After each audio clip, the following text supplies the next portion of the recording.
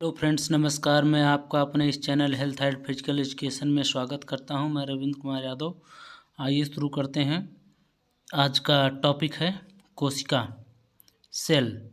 Cell क्या है, इसके बारे में पढ़ेंगे। इसकी खोज किसने की, इसके कार्य क्या हैं, इसके सेल ऑर्गेनेल्स जो हैं इसके बारे में पढ़ेंगे।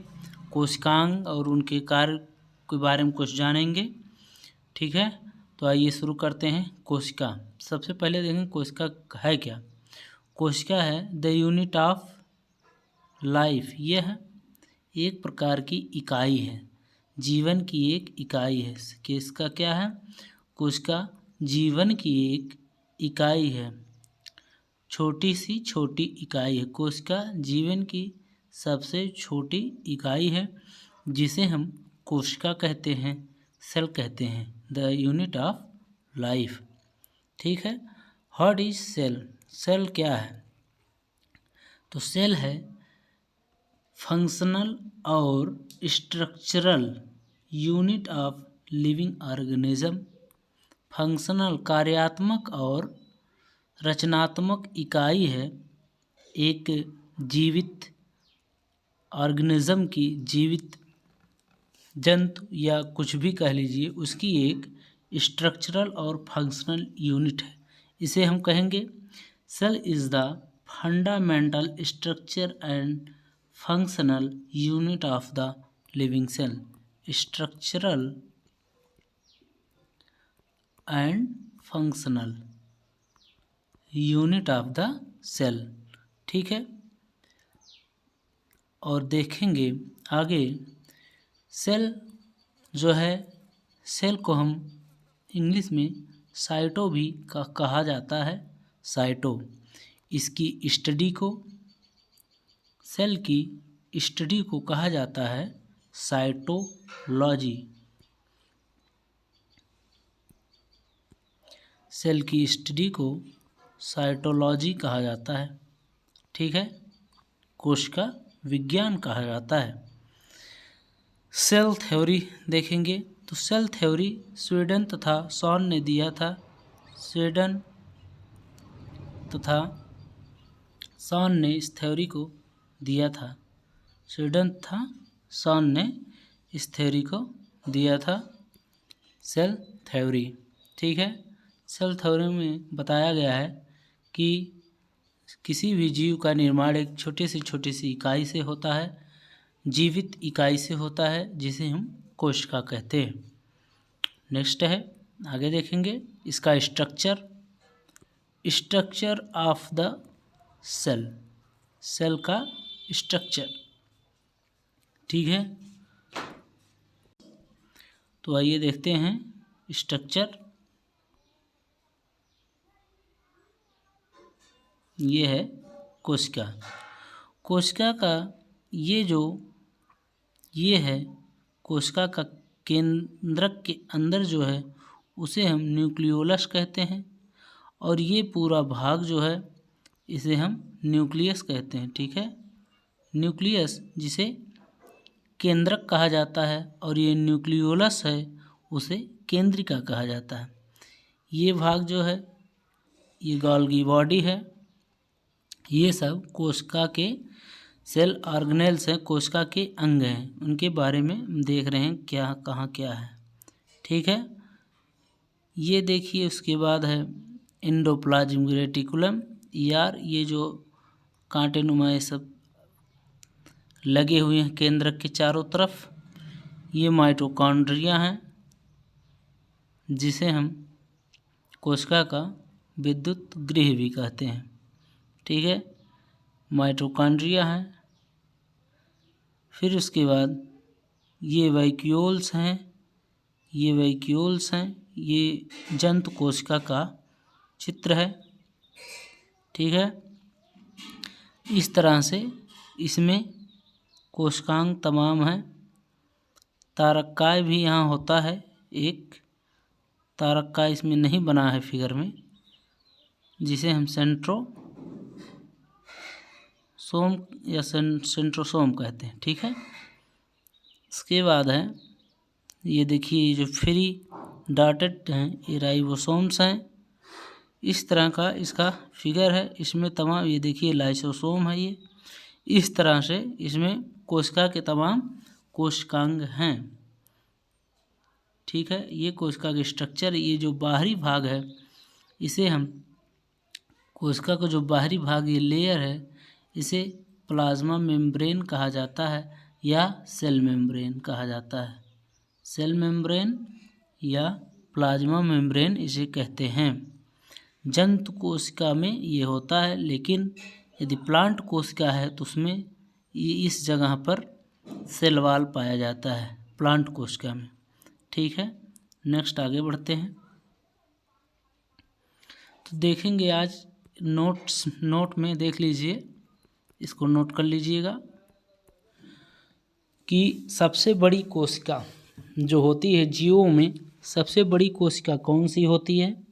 तो सबसे बड़ी कोशिका जो होती है वो शुतुरमुर्ग का अंडा, शुतुरमुर्ग का जो अंडा होता है वो सबसे बड़ी कोशिका होती है। और सबसे छोटी कोशिका जो होती है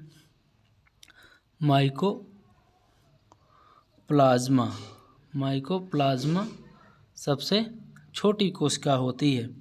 यदि मानव में देखा जाए तो मानव में सबसे जो बड़ी कोशिका होती है वो अंडाणु होती है, अंडाणु। ठीक है, और सबसे छोटी कोशिका जो होती है वो शुक्राणु होती है। ठीक है, ये मानव जाति में होता है, ये होता है फीमेल में, ये होता है शुक्राणु मेल में। ठीक है, नेक्स्ट आगे बढ़ेंगे।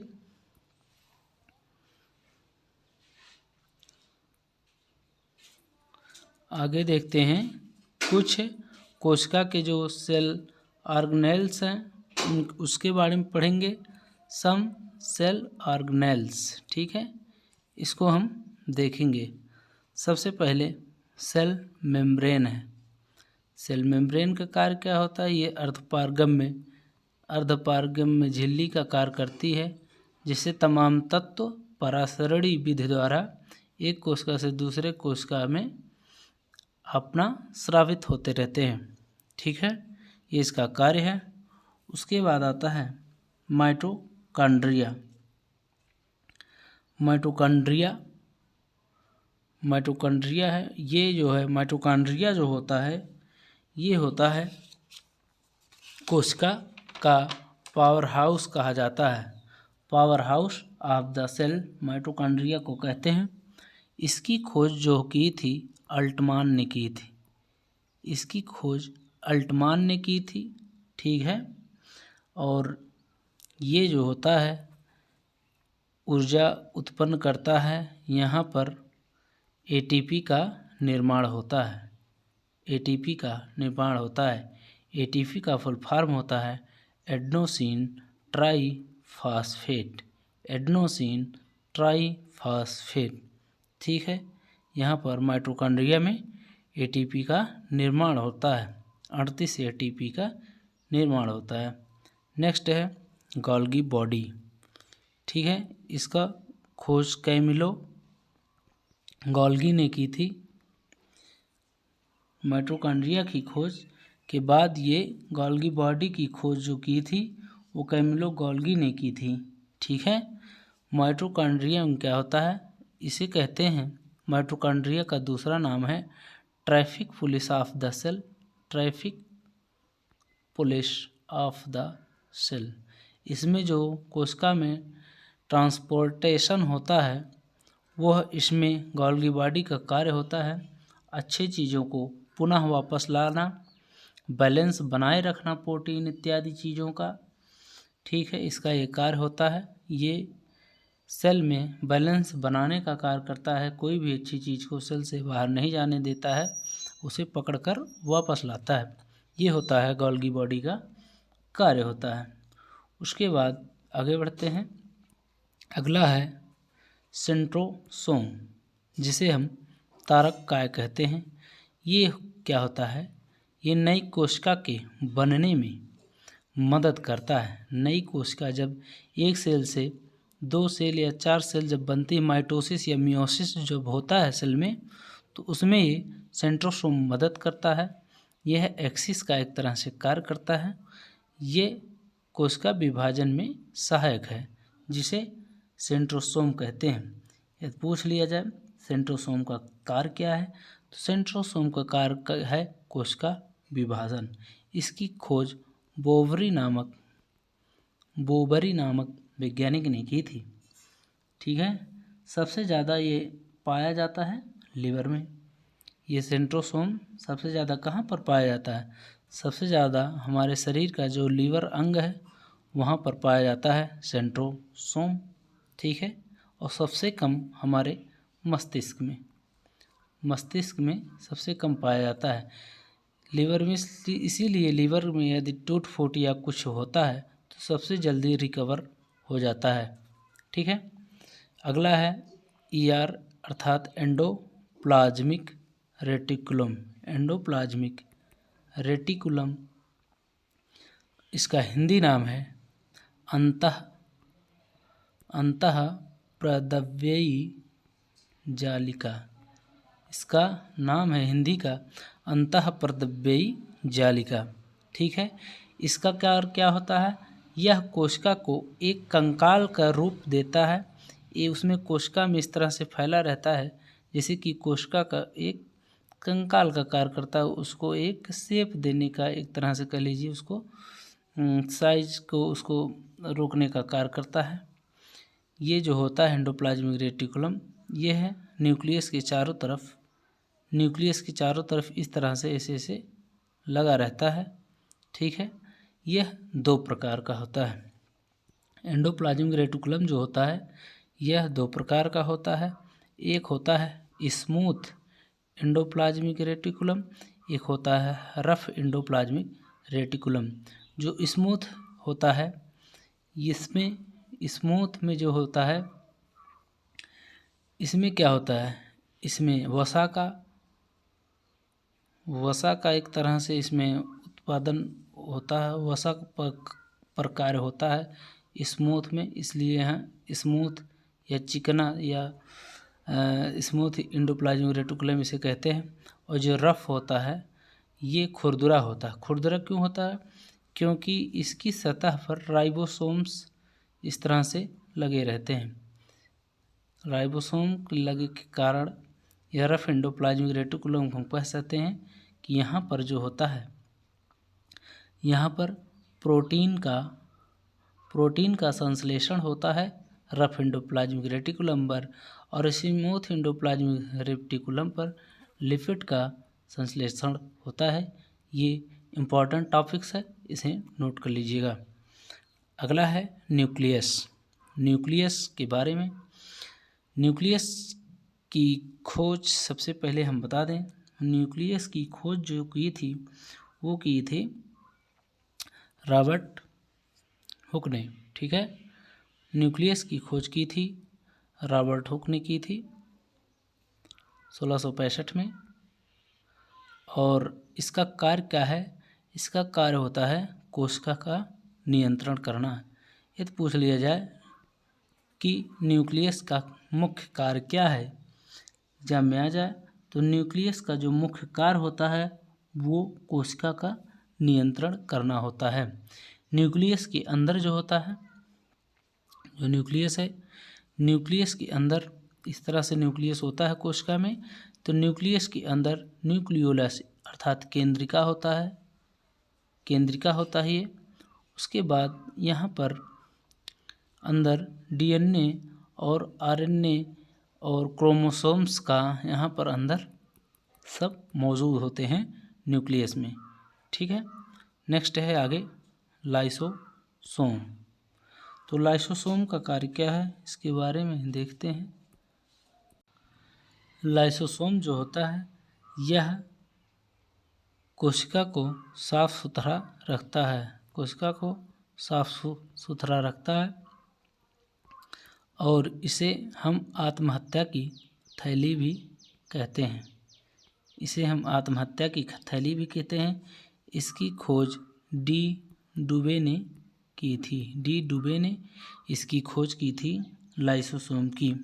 ठीक है, उसके बाद आता है प्रोटोप्लाज्म जो होता है यह पूरे कोशिका के अंदर जितनी भी चीज़ें होती हैं, जितने भी ऑर्गेनेल, सब चीज़ उसके अंदर प्रोटोप्लाज्म के अंदर आता है। प्रोटोप्लाज्म का हिंदी में जीव द्रव्य कहा जाता है। जीव द्रव्य को जीवन का भौतिक आधार भी कहा जाता है। जीव द्रव्य जीवन का भौतिक आधार है। तो पूछ लिया जाए एग्जाम में कि जीव द्रव्य क्या है, तो जीव द्रव्य जो होता है वह जीवन का भौतिक आधार है। बिना जीव द्रव्य के जीवन की कल्पना नहीं की जा सकती है, इसलिए इसे हम कहते हैं जीव द्रव्य जो है जीवन का भौतिक आधार है। ठीक है, जीव द्रव्य जो है वह जीवन का भौतिक आधार है।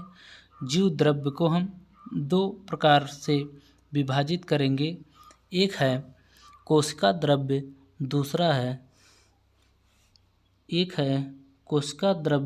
दूसरा है केंद्रिका द्रव्य।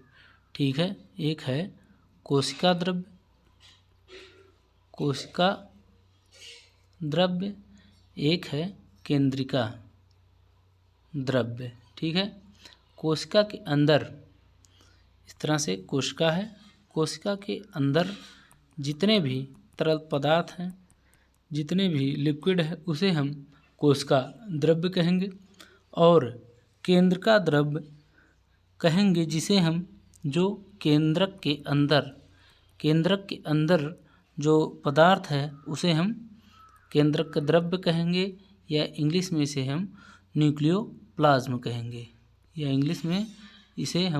न्यूक्लियोप्लाज्म कहेंगे, और इसकी कोशिका की खोज जो है की थी किसने? एंटोन वान ल्यूवेनहॉक ने। कोशिका की खोज की थी ल्यूवेनहॉक ने। सबसे पहले जीवित कोशिका में ल्यूवेनहॉक ने कोशिका को देखा था, इसलिए हम कहेंगे कि कोशिका की खोज जो की थी वो की थी ल्यूवेनहॉक ने, और ल्यूवेनहॉक ने ही इसे डिस्क्राइब किया था। और ये न्यूक्लियस की खोज, ये जो न्यूक्लियस है इसकी खोज रॉबर्ट ब्राउन ने की थी, न्यूक्लियस की खोज। ठीक है, तो इसकी खोज रॉबर्ट ब्राउन ने की थी, किसकी? न्यूक्लियोलस की खोज जो केंद्रिका है उसकी खोज रॉबर्ट ब्राउन ने की थी, और केंद्रक की खोज रॉबर्ट हुक ने की थी, और कोशिका की खोज आपको हमने बताया, कोशिका की खोज ल्यूवेनहॉक ने की थी। सबसे पहले ल्यूवेनहॉक ने इसे जीवित कोशिका में देखा था और इसे डिस्क्राइब किया था। ठीक है फ्रेंड्स, आज के लिए बस इतना ही। अगले वीडियो में मिलते हैं, तब तक के लिए दीजिए इजाज़त। जय हिंद, जय भारत, वंदे मातरम।